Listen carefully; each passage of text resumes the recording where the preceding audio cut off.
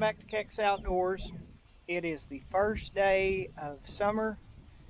It's June 2024 and we got the sound of water flowing. This is a wildlife water. It served its purpose well, but it was kind of a learning lesson, and one thing I learned is that this country out here is full of gophers, and gophers love to eat polypipe. So we've been busy doing a lot of family things and had a little bit of time to kind of devote to reinstall, get an actual water tank. This is a 550 gallon water tank, and we are going to mold in PVC pipe. There's about 200 feet of PVC pipe, 3/4 inch, that hopefully the gophers won't chew on. Right now I'm just putting a little water from this 55 gallon drum into it. Yes, I know it's going to take several trips to fill up 550 gallons, but the plan is to put a water catchment roof over the top of this and let it gutter into here. It does rain out here in West Texas. As you can see, it's very nice and green out here. We've been blessed with a lot of rain, and I wish I'd have had this installed by now, but we'll walk down here and I'll show you what we're going to mold in.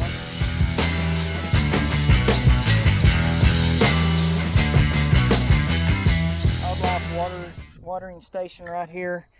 Some of you remember it back in the day. It has a commode float valve in it. This was an idea that I didn't come up with, originate with. It was some South Texas ranchers came up with this, and I just cast my own mold and put that together. And it splayed a little bit around the edges, but it still holds water. And if need be, I can cast another one, and if it lasts 20 years, I'm cool with that. It's tapered design, so when it does freeze, it pushes the ice out. But the float valve, so you can see it's still holding water, doing its thing. It's just a Fluid Master float valve, and it's survived hogs and cows and deer and everything else. I have actually trenched part of the way to give my tractor plenty of clearance, so and then I can splice in what PVC pipe I need to make up the difference. So it feeds from right in here on this supply line, and I think this is a 7.5, 8 gallon basin. I had rented a skid steer this week and did a lot of brush clearing in here. Kind of opened it up, make the animals feel more comfortable coming in to water or feeding too. This is where Sage shot her first archery kill back 2 years ago, and it was worth every minute, every sweat, every dollar that I put in on this. This is the ground blind that she shot it out of. You can see it's kind of grown up right now, but so it's rock solid. Kind of a pit blind, and it works well. So enough talking. Let's see if we can get, what I usually do on these is I'll pre-rip, make several passes. If there's any roots or anything, I can bust those roots up along. Some of you are wanting to know, well, how are you going to get water if you don't have a pump?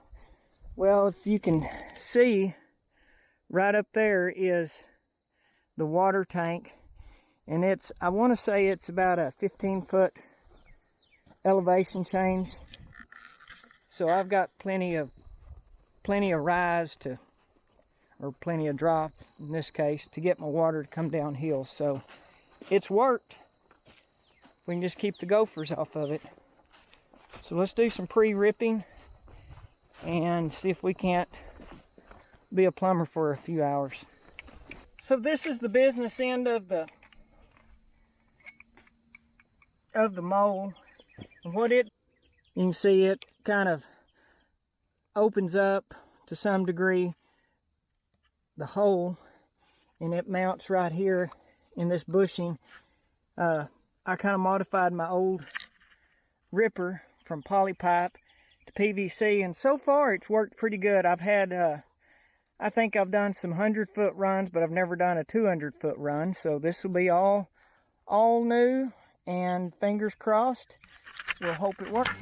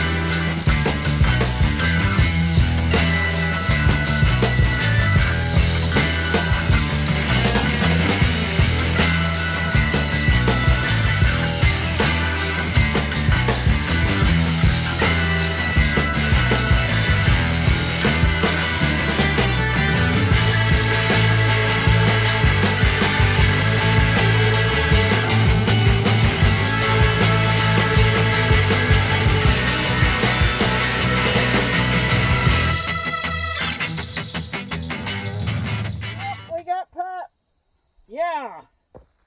Okay, we've got the basin plumbed in. Got our pipe drug yesterday.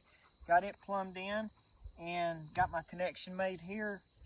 Got our valve, 3/4 inch valve out of my tank. So, moment of truth. We're going to turn the valve and see what we got. Hopefully we got water down at that end.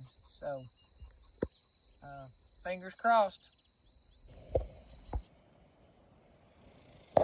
We got water.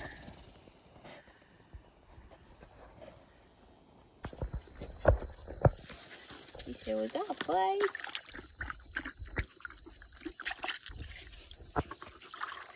It was a wildlife water. That's a dog bath. No, it's a Dog. You heard of bird swimming bath? hole. Yeah. Concrete swimming hole. Ellie Mae and Jethro. I told you.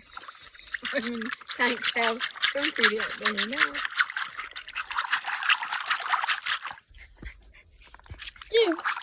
Dude.